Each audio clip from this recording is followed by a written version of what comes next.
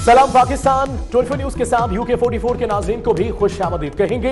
मैं हूं हैदर अवान, मैं हूं रुकमा इरफान मलिक और मैं हूं बुजुर्गों। सबसे पहले अहम खबर, पाक फौज ने भारत का ड्रोन मार गिराया है। DGISPR के मुताबिक भारतीय जासूस LOC के करीब गिराया क्या है? भारतीय ड्रोन रक्चक्री सेक्टर में गिराया गया। भारतीय ड्रोन रक्चक्री सेक्टर में 150 मीटर पाकिस्तानी हुदूद में आया था। और खबर आपको दें कि पाक फौज ने भारत का एक और ड्रोन मार गिराया है। DGISPR के मुताबिक भारतीय जासूस LOC के करीब गिराया गया है। भारतीय ड्रोन रक्चक्री सेक्टर में गिराया गया। भारतीय ड्रोन रक्चक्री सेक्टर में 150 मीटर पाकिस्तानी हदूद में आया था, तो एक और ड्रोन मार गिराया है। एक और कोशिश को नाकाम बना दिया है पाक फौज ने। भारत का ड्रोन मार गिराया गया। जी बिल्कुल, अहम और बड़ी कार्रवाई। पाक फौज ने भारत का ड्रोन मार गिराया है। तो पाकिस्तान के अंदर जासूसी के लिए भेजा गया ड्रोन भारत की जानिब से गिरा दिया गया। DGISPR के मुताबिक भारतीय जासूस ड्रोन LOC के करीब गिराया गया। भारतीय ड्रोन रक्चक्री सेक्टर में गिराया गया है। DGISPR major general Asif Ghafoor की जानिब से समाजी राबते की वेबसाइट ट्विटर पर यह पैगाम शेयर किया गया है और इस ट्वीट में उन्होंने बताया है कि भारत की एक और कोशिश को नाकाम बना दिया गया। पाक फौज ने भारतीय ड्रोन मार गिराया है। इसी बारे में मजीद तफसीलात जानेंगे ताहिर राठौर से। ताहिर, बताइएगा। जी, लाइन ऑफ कंट्रोल पे रक्चक्री का सेक्टर है, जहां पे पाक फौज ने भारतीय जासूस तैयारा ड्रोन मार गिराया है। बगैर पायलट के ये तैयारा था और ISPR के मुताबिक इस तैयारे ने लाइन ऑफ कंट्रोल की हदूद की खिलाफवर्जी करते हुए ये 150 मीटर तक जो है आजाद कश्मीर के इलाके में लाइन ऑफ कंट्रोल क्रॉस करके दाखिल हो गया था। पाक फौज के जवानों ने इस ड्रोन को, भारतीय ड्रोन को मार गिराया है। और ये भी अहम बात है कि पाकिस्तान ने जब भी कोई ऐसा दावा किया है, उन्होंने बाकायदा इसके सबूत फराहम किए हैं। जी, बाकायदा सबूत हमेशा से फराहम किए जाते हैं पाकिस्तान की जानिब से। बहुत शुक्रिया ताहिर राठौर आपका।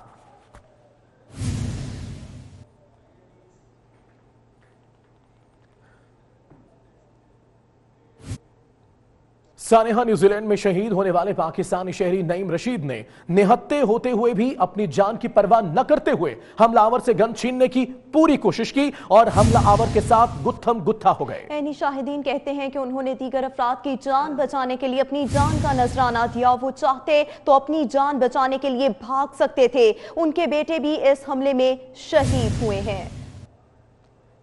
सानेहा, न्यूजीलैंड में शहीद होने वाले पाकिस्तानी शहरी नईम रशीद ने निहत्ते होते हुए भी अपनी जान की परवाह नहीं की और दूसरे लोगों की जान बचाई।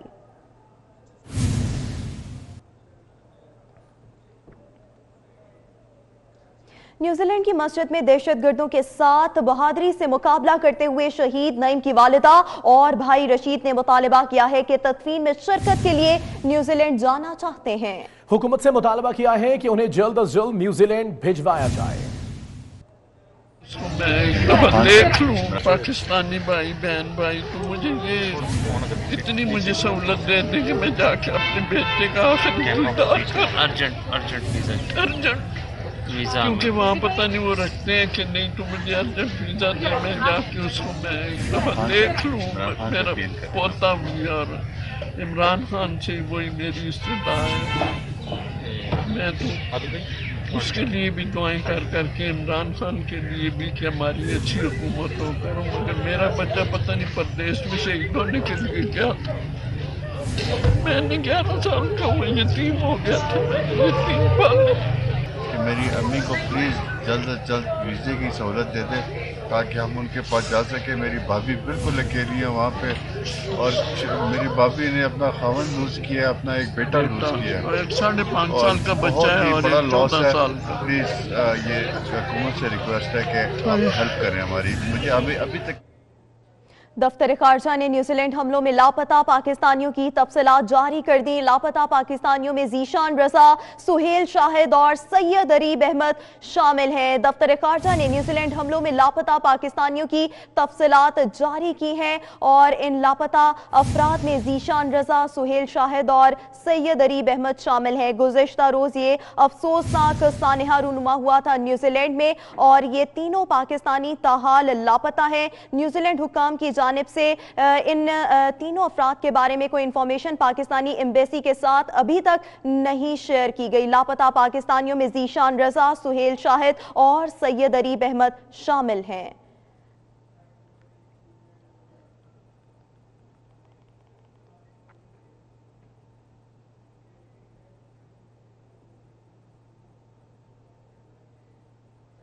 न्यूजीलैंड की हुकूमत और दफ्तर खारजा शोहदा और जख्मियों के वरसा को मालूमात फराहम नहीं कर रहे। लापता 9 पाकिस्तानियों के बारे न्यूजीलैंड की हुकूमत ताउन नहीं कर रही। क्राइस्ट चर्च के अस्पताल में अभी तक जख्मियों के वरसा गम से निढाल हैं। उन्हें अपने प्यारों के बारे में कोई मालूमात फराहम नहीं की जा रही। आपको बताते चलें, ये तमाम तर सूरत हाल न्यूजीलैंड की हुकूमत और दफ्तर खारजा शोहदा और जख्मियों के वरसा को मालूमात फराहम नहीं कर रहा। इस तमाम तर मामले में न्यूजीलैंड के जो काम है वो ना वरसा के साथ ताउन कर रहे हैं, ना ही पाकिस्तानी एम्बेसी के साथ किसी किस्म का कोई ताउन किया जा रहा है। आपको अपडेट करते चले ये सूरत हाल। गुज़िश्ता रोज जो अफसोसनाक वाकया रूनुमा हुआ था न्यूजीलैंड में, उसके शोहदा और जख्मियों को वरसा को मालूमात फराहम नहीं की जा रही।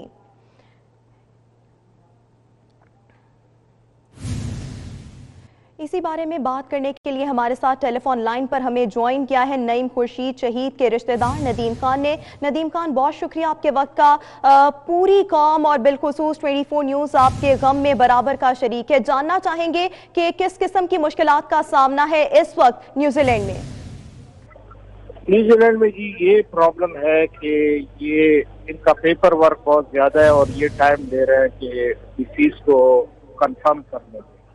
अनऑफिशियली सबको ये पता है कि एक बंदा 24 आवर से या 25 आवर से मिसिंग, लेकिन ये वो प्रोसेस फॉलो कर रहे हैं और अब प्रोसेस टू द एंड आ रहा है।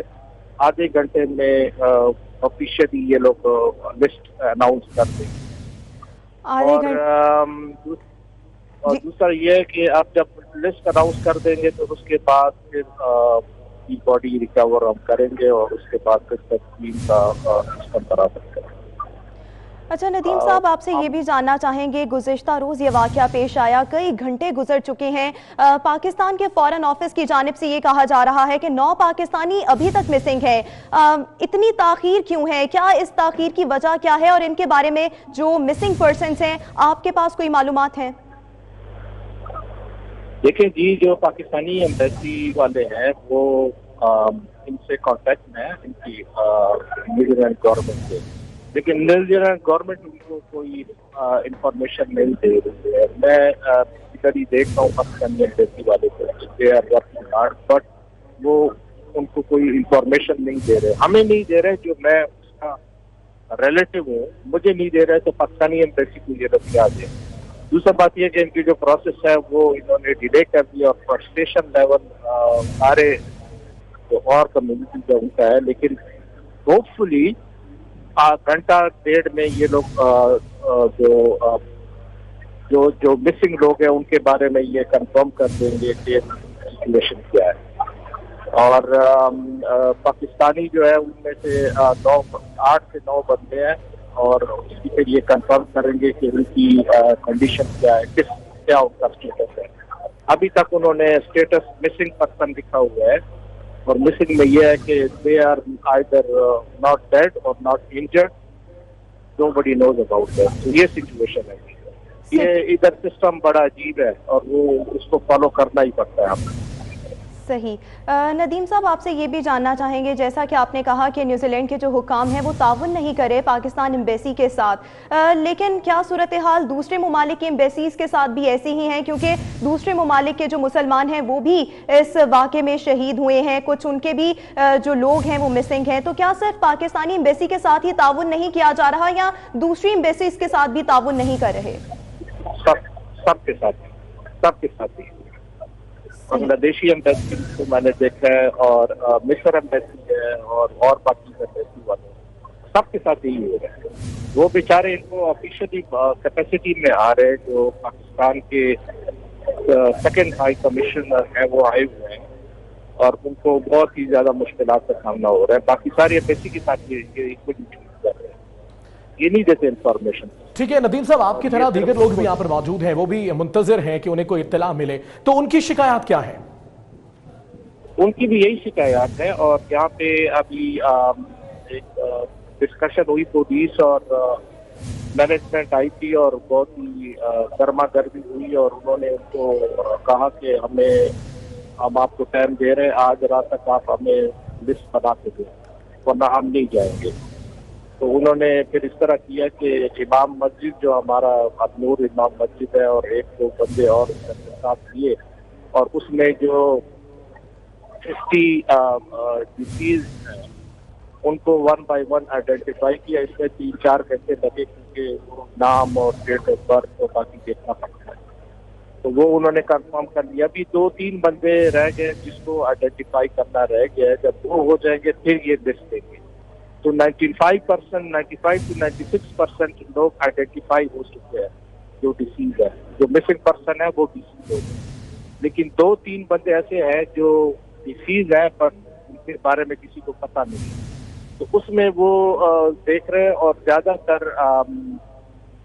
वो लोग ऐसे हैं जो अकेले हैं या उनका कोई ज्यादातर ताल्लुक इतना नहीं है। मेजॉरिटी लोग जो हैं वो आइडेंटिफाई हो चुके हैं, लेकिन कुछ ही लोग रह गए हैं और सूरत हाल कुछ ही देर में वाज़ेह भी हो जाएगी। बहुत शुक्रिया नदीम खान, आपने 24 न्यूज़ को वक्त दिया।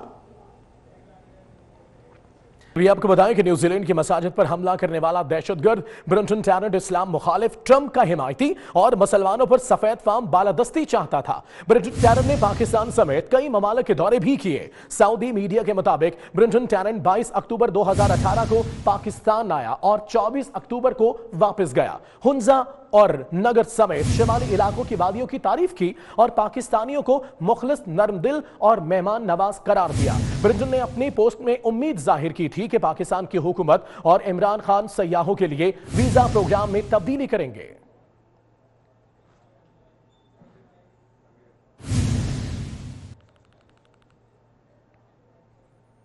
न्यूजीलैंड में मसाजिद पर हमला करने वाले दहशतगर्द ब्रेंटन को अदालत पेश किया गया है तो उसके चेहरे पर मकरू मुस्कुराहट थी। हमलावर हाथों से नस्ली मुनाफरत का निशान बनाता रहा। ये मनाजिर भी आप देख सकते हैं। न्यूजीलैंड में मसाजिद पर हमला करने वाले दहशतगर्द ब्रेंटन को अदालत पेश किया गया तो उसके चेहरे पर मकरू मुस्कुराहट थी। हमलावर हाथों से नस्ली मुनाफरत का निशान भी बनाता रहा।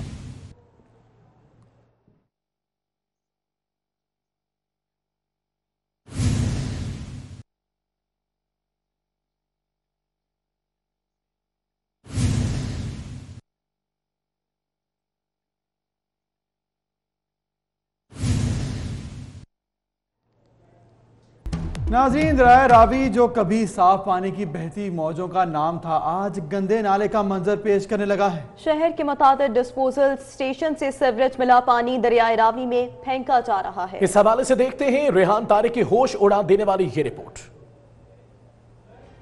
भारतीय हिमाचल प्रदेश के जिला छांबल से बरामद होने वाला ये दरिया, जिसे दरियाए रावी या फिर लाहौर शहर की मुनासिबत से दरियाए लाहौर कहा जाता है, आइए आज आपको इस दरियाए रावी के मशरकी किनारे पर लाहौर और इसके मगरबी किनारे पर शादराबाद। इसमें कोई दो राय नहीं कि शहर लाहौर के पानी का बड़ा जखीरा और बड़ा मंबा ये दरियाए रावी का पानी है। लेकिन इस दरियाए रावी के पानी के साथ हमने क्या किया वो भी आपको दिखा। कहते हैं कि दरिया अपना रास्ता खुद बनाता है, लेकिन शहर के 12 डिस्पोजल स्टेशन से गिरने वाला अनट्रीटेड पानी दरियाए रावी की सांसें बहाल नहीं कर रहा, बल्कि दरियाए रावी की सांसों की डोर को मुनकता करता हुआ दिखाई देता है। जितना भी लाहौर का शहर का जितना भी सीवरेज का पानी है ना, सब इधर ही डाला है। दरियाए रावी के पानी को अभी हयात का मस्कन होना चाहिए था। हकीकी मानों में तो यही जिंदगी है। गंदा नाला मछली कहाँ है? कोई होगी शादो नादर अभी। हाँ जी, गंदे नाले में मछली सिर्फ मली होती है। रावी किनारे तस्वुर तो एक पुरफसा मकाम का किया जाता है, एक ऐसी जगह जहाँ पर सयाह खींचे चले आए, जहाँ पर रेस्टोरेंट्स हो, जहाँ बिजनेस एक्टिविटीज हो, लेकिन यहाँ पर हकीकी मानों में ऐसा कुछ भी नहीं है।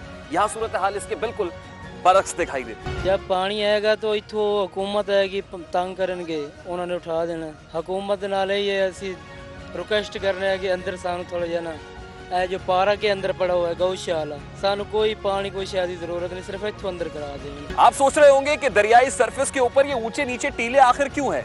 तो कारोबारी अफराद ने अपने जाती मफाद की खातिर इसे खोद खोद कर यहाँ से रेत निकाली है। अब ये बेचारा दरिया जो खामोशी से बह रहा है, ये किसे वकील करे, किससे मुंसिफी। रावी में तेजी से शामिल होने वाला ये वही गंदा पानी है जिससे आसपास की फसलों को सैराब किया जाता है। तो उन फसलों पर उगने वाली सब्जियां मेरी और आपकी सेहत की जामिन कैसे हो सकती? मेथी ले लें, गोभी ले लें, जो कुछ भी सब्जी है, हमें उसका टेस्ट जायका नहीं आता कि ये क्या चीज हम खा रहे हैं। आज ये दरियाए रावी कोई भैंसों का मस्कन दिखाई देता है और यहाँ पर आबी हयात की मौजूदगी बिल्कुल नामुमकिन दिखाई देती है। पुल पर खड़े एक ही खानदान के कई अफराद जो कैमरे की आंख देखकर फौरी तौर पर रफू चक्कर हो जाते हैं। सदके के गोश्त के नाम पर चील गोश्त फरोख्त किया जाता है और उस तमाम तर सदके का बोझ भी दरियाए रावी ही उतारता है। हासिल पानी जिंदगी है और शहर लाहौर के पानी के बड़े जखीरे और बड़े बम्बे दरियाए रावी के साथ अगर यही कुछ होता रहा जो हम आज कर रहे हैं, तो मुस्तकबिल में आने वाली नस्लें यकीनन हमें कोसेंगी, क्योंकि जिंदगी नापैद हो जाएगी। कैमरामैन काशिफ बेग और यावर भट्टी के साथ रेहान तारक, लाहौर। न्यूज स्टूडियो से इतना ही।